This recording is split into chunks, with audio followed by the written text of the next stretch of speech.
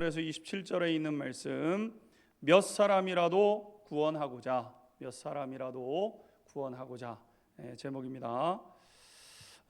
사도 바울은 분명한 목적을 가지고 살았던 사람입니다.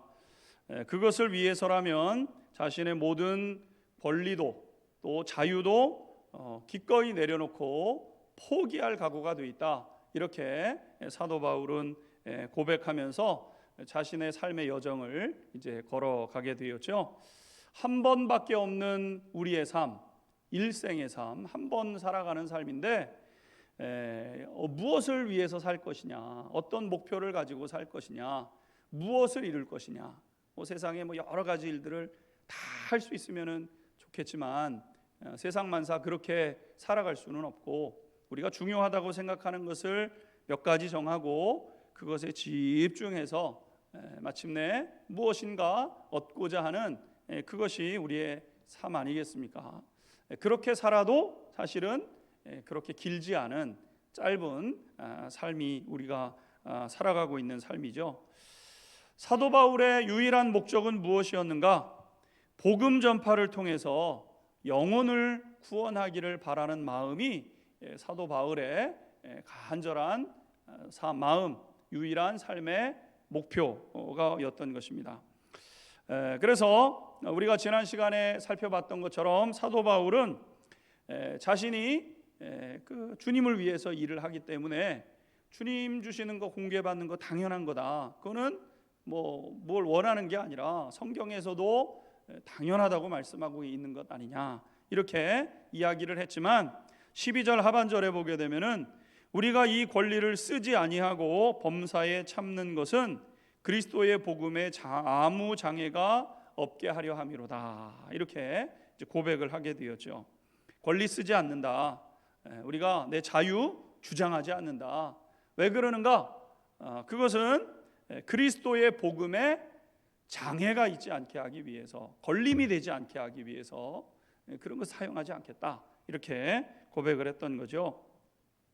지난 시간에도 말씀드렸지만 또 계속해서 우리가 살펴보았지만 고린도라는 이 도시는 개방된 도시였기 때문에 별의별 사람들이 다 모여들었던 곳이죠.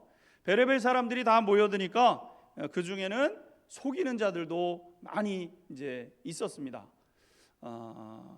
그러니까 옛날에는 이제 마을에서 살았잖아요. 그러니까 마을이 울타리가 되어져 가지고, 물론 이제 단점도 있고 문제점도 있었지만 마을이 아이들도 양육하기도 하고, 무슨 일 있으면 품앗이로 돕기도 하고, 무슨 문제가 있으면 다 같이 그 부분에 대해서 질책하기도 하고, 이렇게 하면서 이 공동체가 유지됐었는데, 이 개방된 도시에 있다 보니까 이제 이런 일들이 안 되는 것이죠. 항구 도시로 들어와서 또 금방 또 내륙으로든 자기 나라든 돌아가는 이러한 그 구조이기 때문에 별의별 사람들이 다 있고, 그러니까 그 중에는 좀 윤리적으로 도덕적으로 여러 가지로 좋지 않은 그런 그 무책임한 일들이 벌어지고 있었던 지역이 고린도 지역이었던 것이죠. 그래서 무엇인가 속여서 빼앗고서는 사실은 그냥 자기 나라로 도망가면 그만인 겁니다. 그러니까 사람들 사이에서는 의심이 항상 이렇게 이제 깔려 있었던 것이죠. 모르는 사람이니까요. 또 항상 같이 살아가는 사람들이 아니라 잠시 만났다 또 금방 헤어지는 사람들이니까 도대체 저 사람을 뭘 보고 믿을 수 있냐, 이런 그 마음들이 그 안에 있게 되었던 것이죠. 당연히 사도 바울이 복음을 전하는데 의심의 눈초리로 이 사도 바울을 이제 보고 있었던 것 아니겠습니까? 사도 바울은 사심 없이 영혼 구원을 위해서 일하고 있는데, 이러한 그 고린도 성도, 고린도 지역의 그 사람들의 마음밭, 당연히 고린도 지역의 사람들이, 그러니까 그 지역에 있는 성도들이 모였기 때문에 그런 그 분위기가 밑에 깔려 있게 되는 것 아니겠습니까? 그러니까 이 고린도 교회의 이 성도들도 그런 그 의심의 눈초리로 보게 되는 그런 일들이 있게 된 것이죠. 영의 일을 위해서, 영혼 구원을 위해서 하나님 부르셔서 그 사명을 감당하고 있는데, 이거 자칫하다가 보면은 이 육의 열매를 거둘 수도 있겠구나. 아무런 영의 결실을 거두지 못할 수도 있겠구나. 이렇게 이제 사도 바울이 이제 느끼게 된 겁니다. 그래서 사도 바울이 이때 결정한 것이 무엇이냐면은 다른 교회는 어떨지 몰라도 고린도 교회에서는 내가 도움받지 않겠다. 왜? 이 토양이 그러니까요. 지금 이제 성도 고린도 지역 고린도 교회 성도들의 토양이 뭔가 이렇게 한번 꽈서 보는 그런 눈치고, 이게 내가 아무리 복음을 전해도 결국에 가서는 돈 때문에 저렇게 하는 거 아니겠느냐, 자기 이권이 걸려 있으니까 저렇게 하는 것 아니겠느냐, 이러한 그 마음들이 이제 있게 된 것이죠. 물론 사도 바울의 입장에서 일하면서 복음도 전해야 했기 때문에 복음 전함에 그만큼 소홀해질 수밖에 없습니다. 그죠 여러분? 일도 해야 되고 복음도 전해야 되고, 그러면 이 두 가지 일을 다 하면은 좋은데 사람 몸은 하나이기 때문에 두 가지 일을 다 잘할 수는 없죠. 한 가지만 집중해서도 해서 해도 잘 될 뚱 말뚱하는 일을 두 가지 일을 다 하면서 완벽하게 해낸다. 사실 그만큼 이제 어려움이 있는 것은 당연합니다. 그럼에도 불구하고 일을 하면서 조금 복음 전함이 조금 더디게 되고 전적으로 집중하지 못하는 그런 일들이 있다 할지라도, 그래도 그냥 일을 하면서 복음을 전하는 것이 사람들의 오해를 줄일 수 있고, 그래서 복음을 그대로 순수하게 전할 수 있다는 그 확신 때문에 사도 바울은 고린도 지역에서는 고린도 교인들의 도움을 받지 않고 일하면서 복음을 전하기로 결정을 하게 된 겁니다. 그래서 오늘 사도 바울은 고린도 교인들에게 계속해서 이제 이렇게 말씀해 가고 있는 것이죠. 오늘 본문 15절 말씀 같이 읽고 계속해서 고린도전서 공부해 가도록 하겠습니다. 15절 같이 읽겠습니다. 시작. 그러나 내가 이것을 하나도 쓰지 아니하였고 또 이 말을 쓰는 것은 내게 이같이 하여 달라는 것이 아니라 내가 차라리 죽을지언정 누구든지 내 자랑하는 것을 헛된 대로 돌리지 못하게 하리라. 아멘. 자, 지금 사도 바울은 고린도를 떠나 있음에도 불구하고 오늘 뭐라고 얘기합니까? 내가 이것을 하나도 쓰지 아니하였고 또 이 말을 쓰는 것이 내게 이같이 하여 달라는 것이 아니다. 오해하지 말아라, 오해하지 말아라. 하나님의 말씀에도 그 곡식 떠는 소의 입에 망을 씌우지 말라고 했기 때문에 주의 일을 하는 사람들은 그 주의 백성들을 통해서 공개받는 것은 당연한 거다, 이 얘기를 했잖아요. 근데 그렇다고 해서 지금 나한테 달라는 얘기 아니다, 이것도 오해하지 말아라, 이렇게 지금 고린도 교회 성도들에게 이제 편지를 보내고 있는 것이죠. 사도 바울은 여전히 순수한 복음의 능력이 오해받는 것이 싫었습니다. 순수한 이 복음의 능력, 그대로 복음의 능력을 고린도 교회의 성도들이 오해 없이 받아들이기를 간절히 바라고 있었던 것이죠.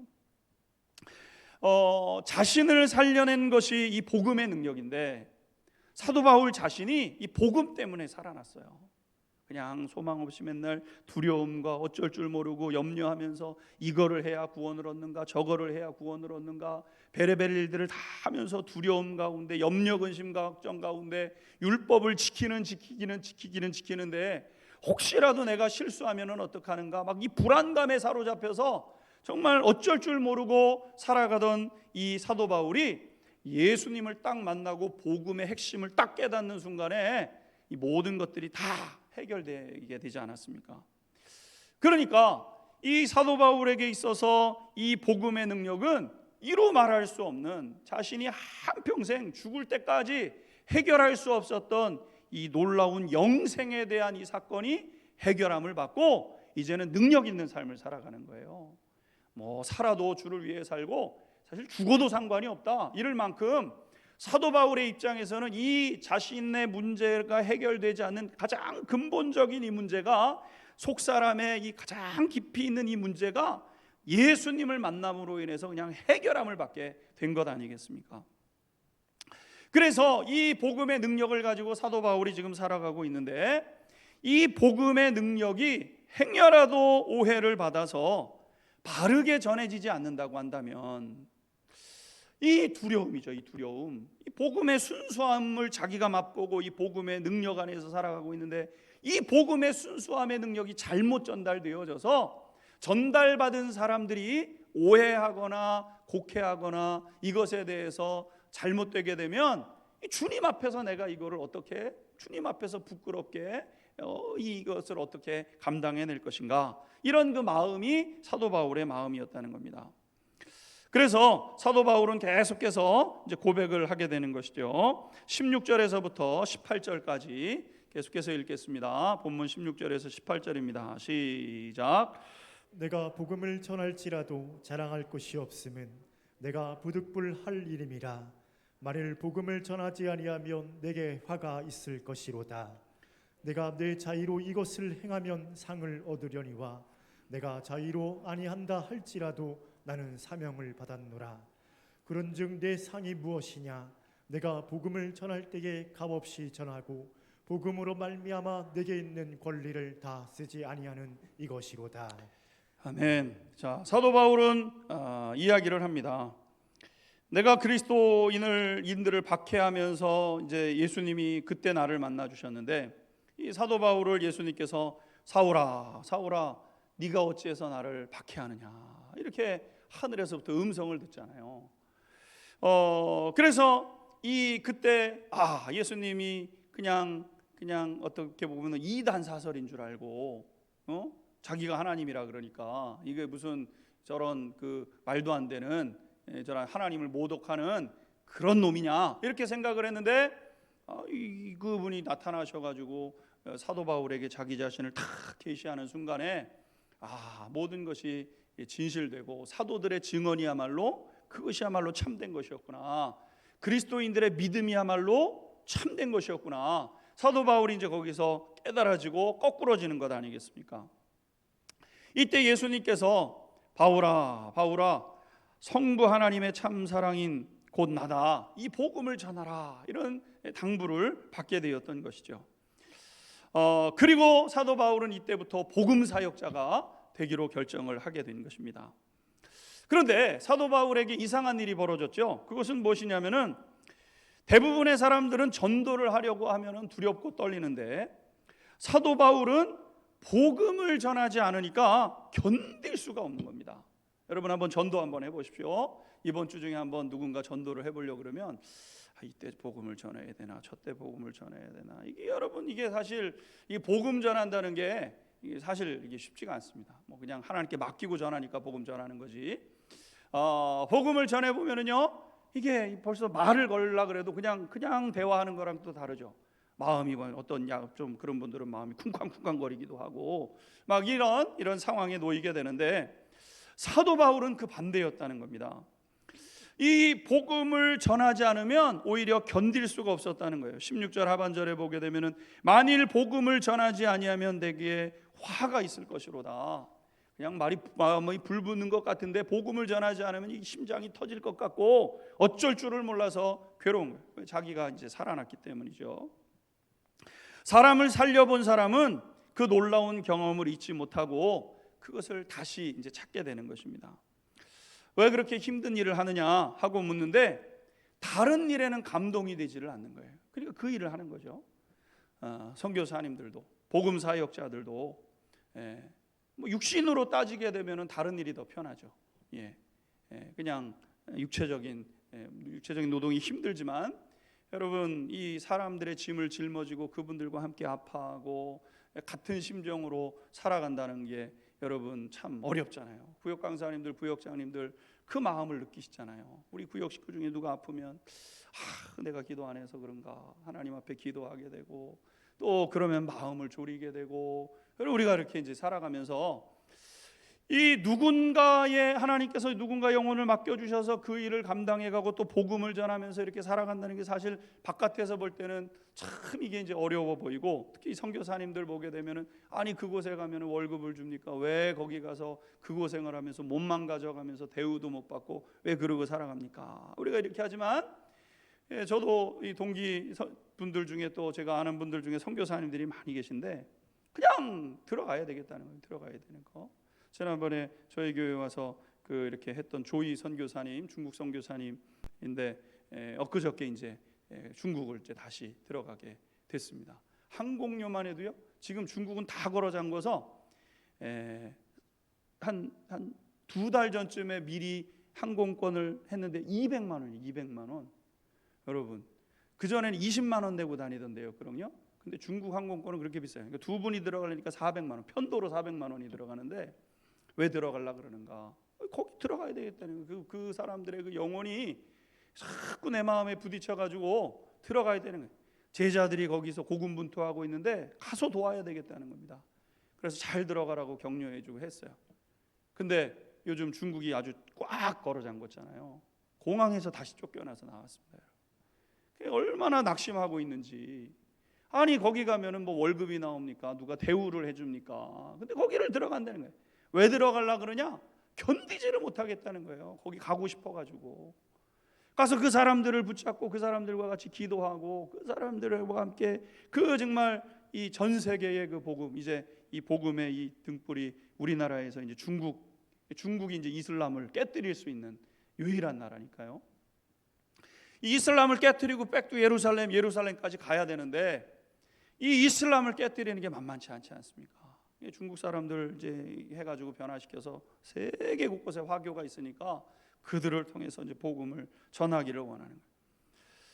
그러면 한번 영혼이 살아나는 것을 보게 되면은요, 이거 안전하고는 견딜 수 없는 그런 상황에 이르게 되는 것이죠.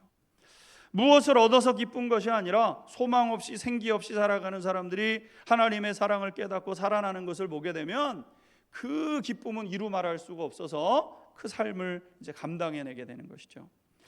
사도 바울은 복음 전함에 자신의 생애를 걸었고 자신의 생명을 걸지요. 이 사도 바울이 그래서 자기의 생애 전체를 건 거예요. 그리고 죽는 한이 있어도 나는 그거 한다. 성령이 이끌려서 로마로 가라고 얘기를 하니까 다 예언을 하지 않습니까? 사도 바울이요, 당신도 알겠지만 우리가 기도해 보니까 환난과 결박이 기다리고 있다고 하고 거기 가면 죽습니다. 거기 가면 죽어요. 그런데 사도 바울이 뭐라고 얘기했습니까?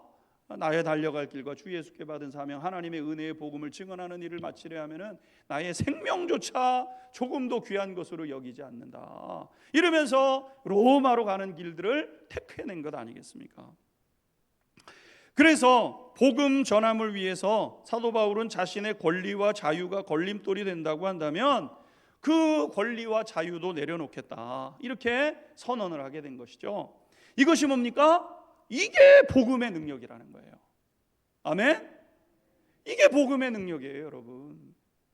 복음의 능력은 내 자유와 권한, 그거 내려놓는 거 어렵지 않아요.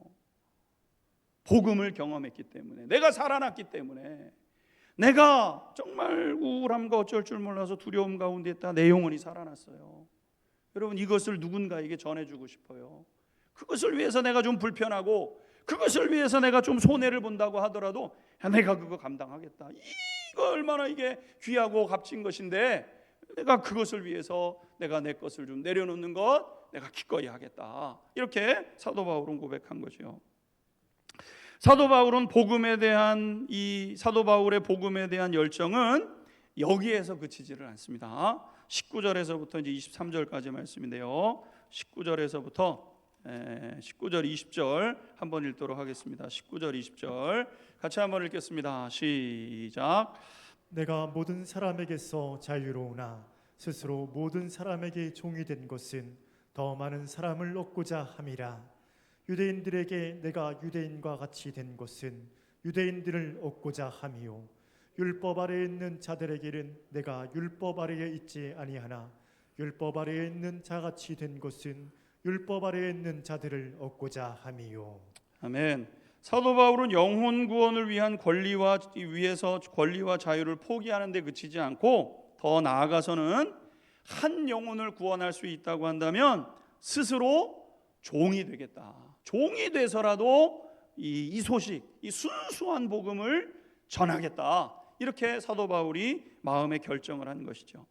한 영혼을 얻을 수만 있다면, 한 사람을 살릴 수만 있다면, 여러분 죽어가는 사람 한 사람 살려냈어요. 다 죽어있는 그 사람이 살아났어요. 그 기쁨과 희열을 가지고 살아가는 것을 봤어요. 그렇다고 한다면 내가 좀 불편하고 내가 좀 손해를 보고 내가 좀 덜 맛있는 거를 먹고 그렇게 산들 그거보다 가치 있는 일이 어디 있겠느냐. 이게 사도 바울의 마음이었다는 것이죠. 그래서 한 영혼을 얻기 위해서 그들의 종이 되기까지 하기로 결정했다는 겁니다. 그가 누구든지 한 영혼이 복음을 듣고 살기를 그토록 간절히 바라게 되었던 것이죠. 그래서 사도 바울은 이미 버렸던 유대인의 관습들과 율법도 다시 지키기로 마음을 먹게 된 거죠. 율법주의자 한 영혼을 얻기 위해서 율법주의자보다 더 율법을 잘 지키는 사람으로, 또 반대로 믿음이 약한 자를 얻기 위해서는 믿음의 약한 자처럼 자신의 모습을 변화시켜가면서 한 영혼을 구원할 수 있다면 이것이 사도 바울의 마음이었다는 거예요. 율법을 아는 사람들은 그 율법을 몰라서 그러나 보네 이렇게 할까 봐. 나 율법 다 알고 있어요. 율법 다 아는데 율법을 뛰어넘는 게 복음입니다. 이거를 율법을 지켜가는 사람들에게 나타내기 위해서는 율법 있는 자처럼 행해야 되고, 실제로 율법을 알잖아요, 사도 바울. 자기의 지식과 율법을 배설물처럼 여기는 그것이 사실은 복음을 아는데 그냥 밑거름일 뿐이지, 율법이 우리를 구원하지 못하는구나, 율법이 나를 자유케 할 수 없구나, 사도 바울이 그걸 깨달았지 않습니까? 그래서 복음을 꽉 잡았지만 그걸 모르는 사람들은 율법 얘기하는 거예요. 그러니까 나도 그러면 그래, 율법 나도 율법 알아, 나도 율법 지켜, 이렇게 하기 위해서 율법을 지키는 사람이 되게 되었다는 거죠. 당신은 그래도 믿음이 있으니까 그렇죠, 이런 얘기 듣기 싫어서 믿음 없는 사람처럼, 자기의 이 믿음이 약한 사람처럼 자신의 모습을 바꿨다는 거예요. 우리는 사도 바울이 마치 카멜레온이 자기의 몸을 주위의 환경처럼 자기의 몸의 색깔을 바꾸는 것처럼 복음 전함을 위해서 자기 자신을 바꿔가는 사도 바울의 모습을 발견하게 되죠. 여러분, 이게 무엇이냐면요, 믿음의 유연성입니다. 믿음의 유연성. 한번 따라서 해보겠습니다. 믿음의 유연성. 이 믿음의 유연성은요, 굉장히 높은 차원의 그러한 그 모습이라고 할 수 있습니다. 이 믿음의 유연성의 핵심은 누구시냐면 예수님이세요. 예수님은 우리를 구원하시고자 하늘의 보좌를 버리셨고 사람의 몸으로 입으셨죠. 그분이 하나님이신데 피조물의 모습으로 오셨어요. 가장 낮은 곳에, 가장 낮은 땅에, 마굿간에 거기서 태어나셨죠. 가난한 부모 밑에서 자라나셨습니다, 여러분. 뿐만 아니라 공생애를 시작하시니까요, 예수님께서는요, 가장 천대받았던 세리와 죄인들과 같이 지내셨어요. 여러분, 왜 죄인입니까? 마음 상태가 그러니까 죄인인 거예요. 그러니까 사람들이 싫어했어요, 유대인들은. 오지 말라. 왜? 죄인처럼 행동을 하거든요. 이기적이고 자기만 알고, 자기 동족은 고생을 하든지 말든지 그냥 하고, 남의 가정은 깨지든지 말든지 그냥 자기의 그냥 살아가겠다고 그냥 자기만 생각하고, 여러분, 이런 세리와 죄인과 같은 그 사람을 예수님이 만나신 거예요. 여러분, 뿐만 아니라 예수님은 사람들이 죄인과 놀기 좋아하고 먹기를 좋아한다고 막 비난했습니다. 그런데 예수님 개의치 않았죠. 사마리아 여인에게 말을 건네셨고, 귀신 들린 자, 심지어는 문둥병자를 만나셨고, 문둥병자에게 손을 대서 고치시고, 예수님 그러셨던 분이죠. 자기를 찾아왔던 바리새인 학파의 바리새인 중에 그 학자를 만나서 그와 함께 논쟁을 하시기도 하셨어요. 왜 그러셨을까요? 영혼을 얻기 위해서. 이유가 없어요. 한 영혼을 구원하려고. 한 영혼을 구원하기 위해서 예수님이 그렇게 변하셨던 거예요. 다가서지 않으면 한 영혼을 얻을 수 없기 때문 아니겠습니까? 예수님께서 사람들의 비난처럼 죄를 탐하셨던 분인가? 죄인과 어울리면서 예수님이 죄를 즐기셨는가? 예수님 죄 안 즐기셨어요. 죄인들과 같이 있으시면서도 예수님은 죄를 짓지 않으셨죠. 이게 뭡니까? 이게 믿음의 유연성이죠. 죄인들과 어울리면서 죄를 짓지 않으셨어요. 예수님은 깨끗함을 그대로 유지하셨어요. 근데 예수님 더러워지기 싫다고 그 사람들과 거리 두지 않았어요.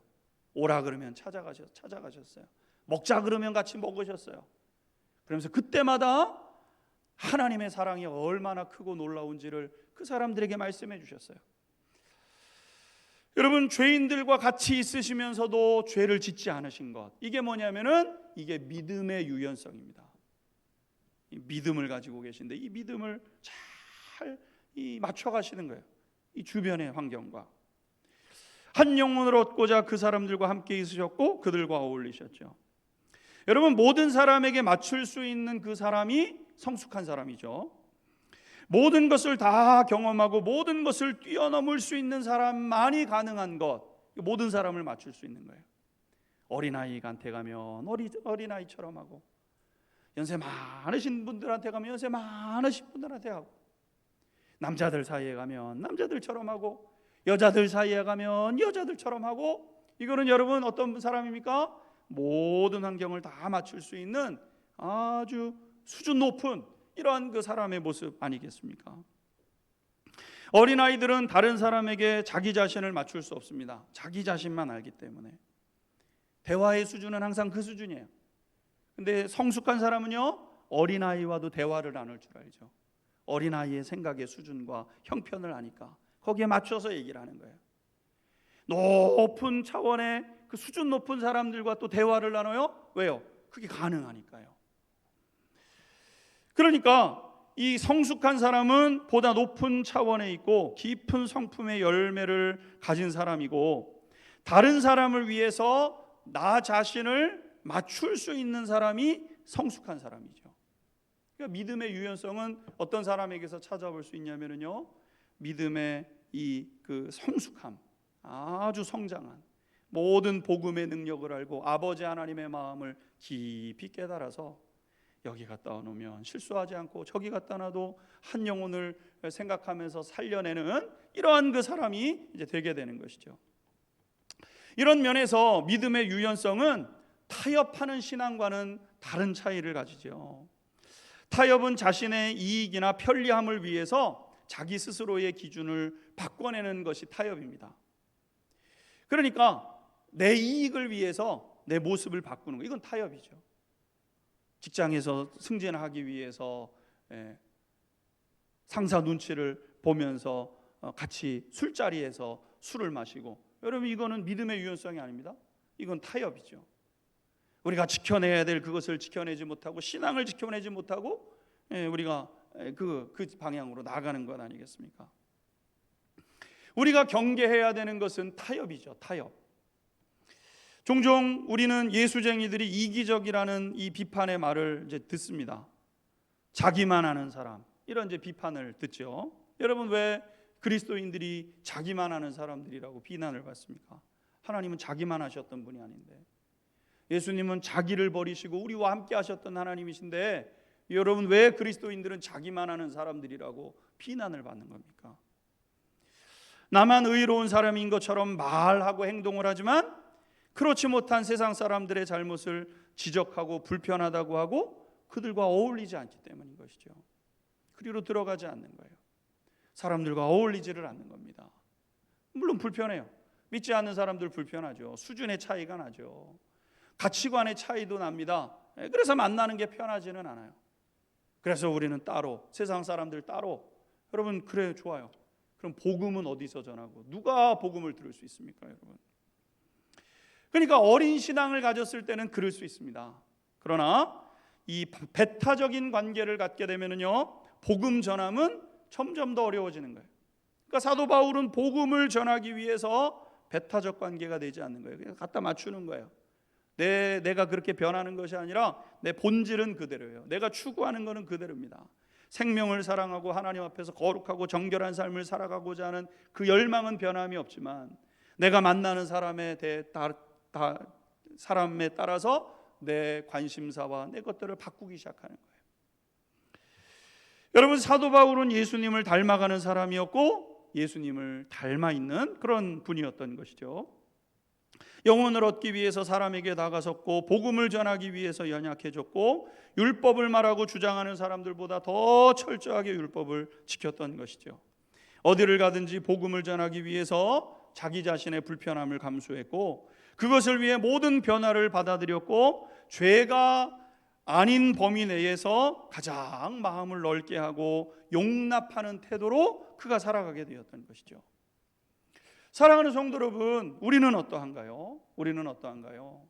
신앙생활이 계속되면서 우리도 예수님의 모습이 드러나고 또 사도 바울이 예수님을 닮았던 것과 같은 그런 모습이 저와 우리 성도님들의 모습이 되어야 될 줄로 믿습니다. 우리는 또 그렇게 살아가고 계시겠죠. 오늘 수요 예배 드리시는 분들 정도 되시면 그렇게 살아가시겠죠. 뭔가를, 왜냐하면 우리가 고집한다고 그 사람이 듣는 게 아니거든요. 싸워서 그 사람이 복음을 받아들이는 것도 아니거든요. 그 사람에게 다가서서 그 사람의 이야기를 듣고 따뜻한 사랑으로 그 사람을 품고 그러면서 한 영혼을 살려내는 것이죠. 오늘 마지막으로 사도 바울은 영혼 구원을 얻기 위해서 종이 되는 수준이 아니라 온 힘을 다한, 최선을 다한 삶을 그가 살아가겠다, 이렇게 살아가고 있다 고백을 하고 있습니다. 24절에서부터 27절 같이 읽도록 하겠습니다. 24절에서 27절 함께 읽겠습니다. 시작. 운동장에서 다름질하는 자들이 다 달릴지라도 오직 상을 받는 사람은 한 사람인 줄을 너희가 알지 못하느냐. 너희도 상을 받도록 이와 같이 다름질하라. 이기기를 다투는 자마다 모든 일에 절제하나니 그들은 썩을 승리자의 관을 얻고자 하되 우리는 썩지 아니할 것을 얻고자 하노라. 그러므로 나는 다름질하기를 향방 없는 것 같이 아니하고 싸우기를 허공을 치는 것 같이 아니하며 내가 내 몸을 쳐 복종하게 함은 내가 남에게 전파한 후에 자신이 도리어 버림을 당할까 두려워함이로다. 아멘. 사도 바울은 오늘 본문에서도 이야기하고 있지만 나의 유일한 관심은 영혼 구원에 있다. 그리고 보다 궁극적인 목적은 주님의 칭찬에 있다. 주님의 칭찬. 그냥 주님의 칭찬 한마디면 된다. 나는 주님의 칭찬을 위해서 오늘도 살아간다. 이렇게 얘기하고 있죠. 바울은 하늘나라의 최고의 상을 얻기 위해서 최선의 노력을 한다 그랬습니다. 여러분, 하나님 나라에서는요, 상대평가가 아니라 절대평가입니다. 무슨 얘기냐면 우리가 다 받은 은사가 다르고 다 받은 처지가 다르고 형편이 달라요. 저 사람 세 사람 전도했네, 나는 두 사람밖에 못했는데. 여러분, 하나님이 세 사람 구원했다고 기뻐하시고 두 사람 기뻐했다 구원했다고 해서 너 뭐 했냐 이렇게 하시지 않는다는 거죠. 하나님은 똑같은 기준을 정해놓고 어떤 결과를 얻었느냐에 대해서 묻지 않으신다는 거예요.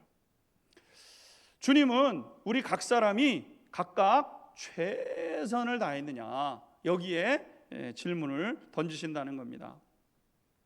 기독교는, 교회는 최고의 종교가 아니라 최선의 종교입니다. 최선의 종교.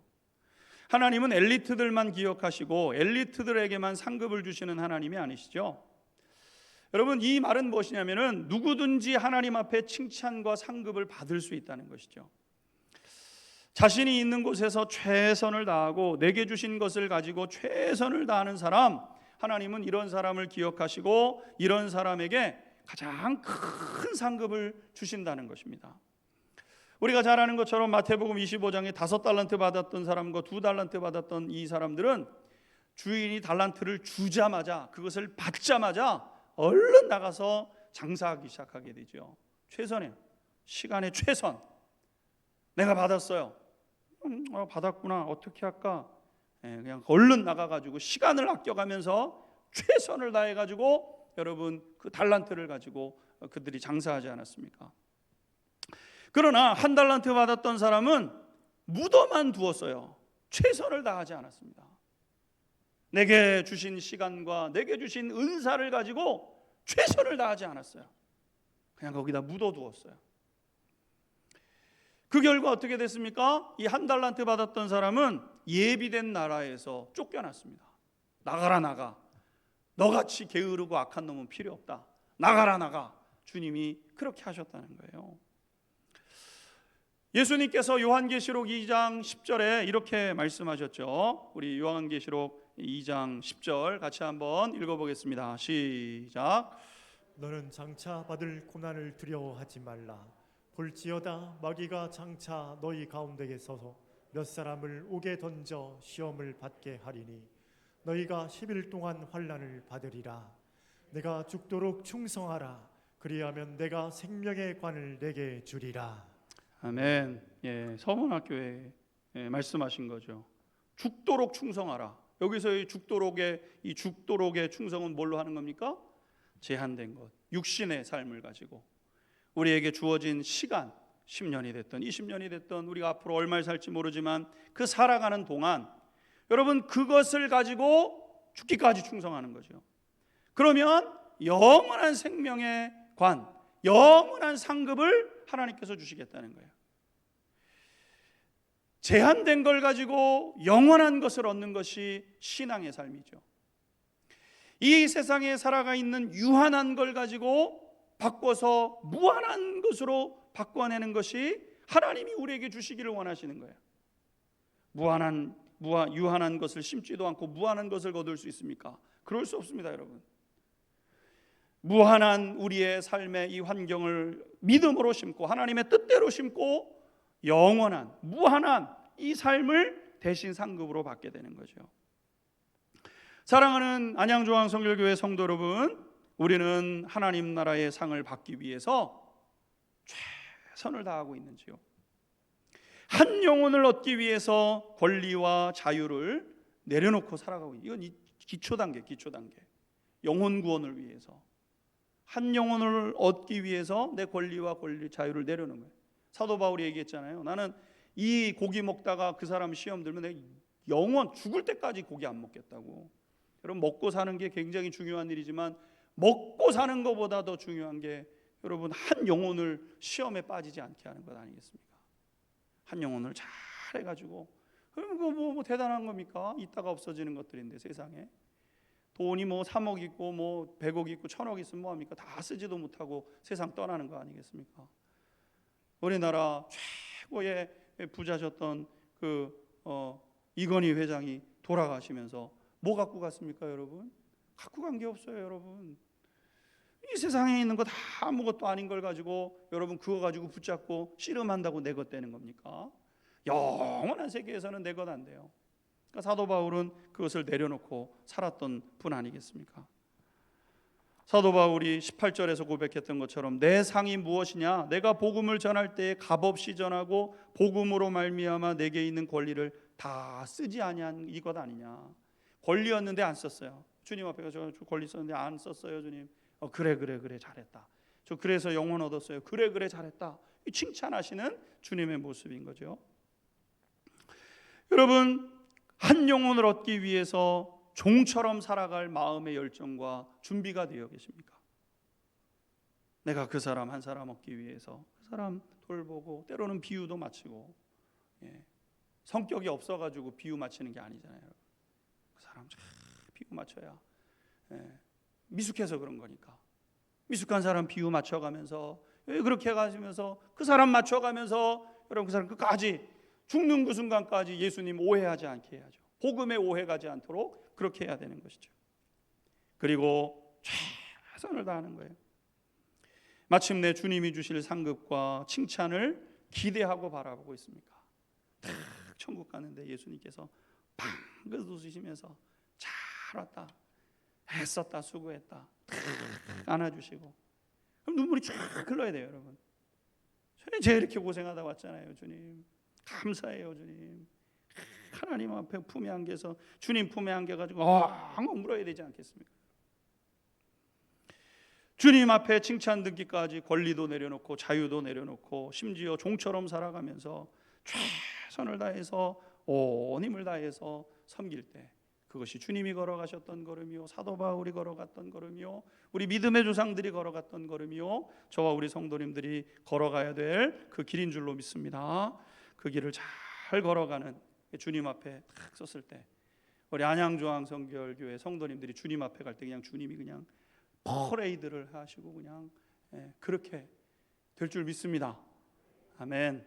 같이 찬양하고 기도하겠습니다.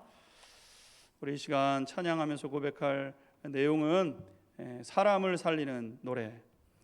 찬양 같이 한번